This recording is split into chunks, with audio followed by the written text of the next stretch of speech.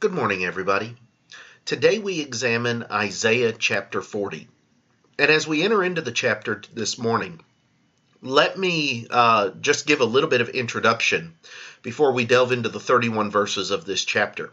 We've now transitioned again in the content of the book of Isaiah into the last major section of the book. Beginning in chapter 40 and going through the end of Isaiah, you actually have a message that is dealing with comfort and hope that is to come. And so as Isaiah begins here in chapter 40, he is going to be talking about the message of comfort from God and of hope, of that which is to come, and things of that nature. So in the first half of the book, or 2/3 of the book, you've been dealing with the judgment of God, and now you're going to be dealing with messages of hope from God. And so as we come into chapter 40, a lot of it is going to deal with the majesty of God and the things that God is going to do to take care of his people, to watch over them and to help them, and the things of that nature. So let's see what Isaiah has to say in Isaiah chapter 40. Beginning in verse number 1. There we read, "Comfort, yes, comfort my people, says your God. Speak comfort to Jerusalem, and cry out to her, that her warfare is ended, that her iniquity is pardoned, for she has received from the Lord's hand double for all her sins. The voice of one crying in the wilderness, prepare the way of the Lord, make straight in the desert a highway for our God. Every valley shall be exalted, and every mountain and hill brought low. The crooked places shall be made straight, and the rough places smooth.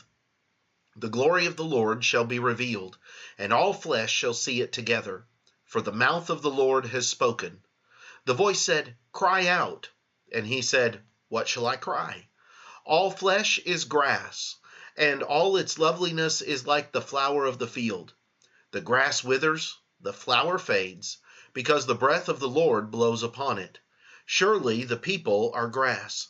The grass withers, the flower fades, but the word of our God stands forever.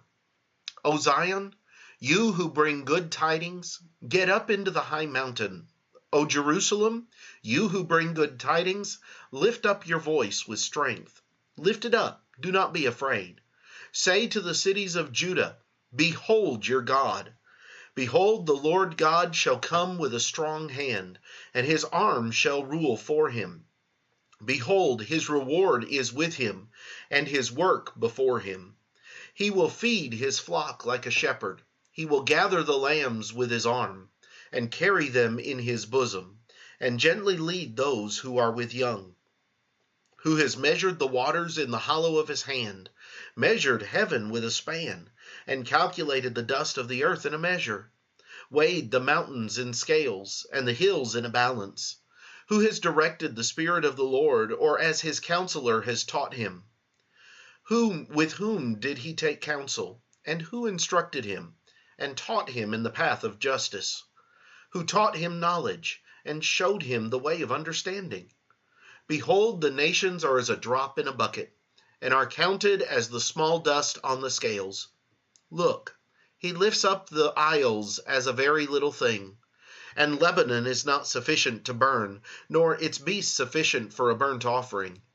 All nations before him are as nothing, and they are counted by him less than nothing, and worthless. To whom then will you liken God? Or what likeness will you compare to him?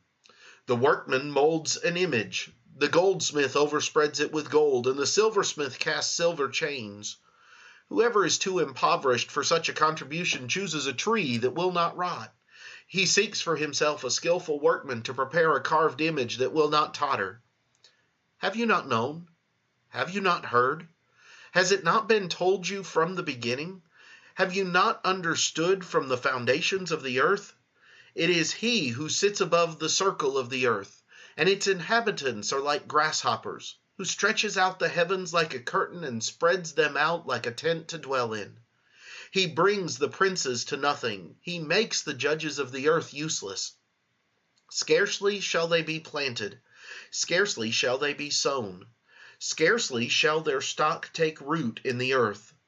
When he will also blow on them, and they will wither, and the whirlwind will take them away like stubble. To whom then will you liken me? Or to whom shall I be equal, says the Holy One? Lift up your eyes on high, and see who has created these things, who brings out their host by number. He calls them all by name, by the greatness of his might and the strength of his power. Not one is missing. Why do you say, O Jacob, and speak, O Israel? My way is hidden from the Lord, and my just claim is passed over by God. Have you not known? Have you not heard? The everlasting God, the Lord, the creator of the ends of the earth, neither faints nor is weary. His understanding is unsearchable. He gives power to the weak, and to those who have no might he increases strength. Even the youths shall faint and be weary, and the young men shall utterly fall. But those who wait on the Lord shall renew their strength. They shall mount up with wings like eagles. They shall run and not be weary. They shall walk and not faint. There are a number of passages in this particular chapter that are very familiar to us, and there are a number of statements that are utilized in the New Testament from this particular chapter.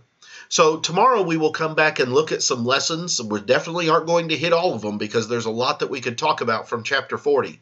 But tomorrow we're going to come back and look at some lessons from chapter 40 and some things that we can really key in on and gain some greater understanding from this particular chapter. I hope that you have a great day. Lord willing, we'll see you tomorrow.